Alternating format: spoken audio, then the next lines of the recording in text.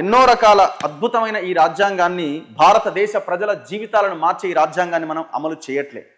ఎవరు అమలు చేయట్లే? పాలకులు అమలు చేయట్లే. పాలకులను నిర్ణయించేది ఎవరు? ప్రజలు. మరి ప్రజలు ఏం చేస్తున్నారు? మనకు మనం ఆత్మ పరిశీలన చేసుకున్నంత కాలం ఈ వ్యవస్థ ఇట్లనే ఉంటుంది.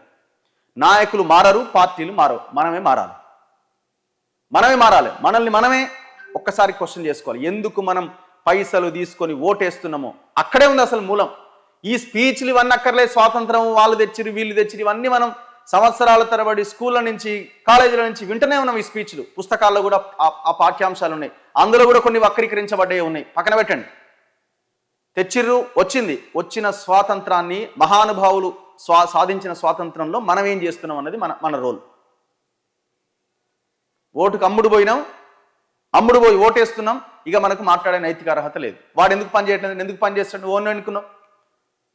సో దయచేసి ఇవాళ నుంచి మనం ఈ లైన్తో, ఎజెండాతో ముందుకు వెళ్లాల్సిన అవసరం ఉందని అయితే నాకు అనిపిస్తున్నది.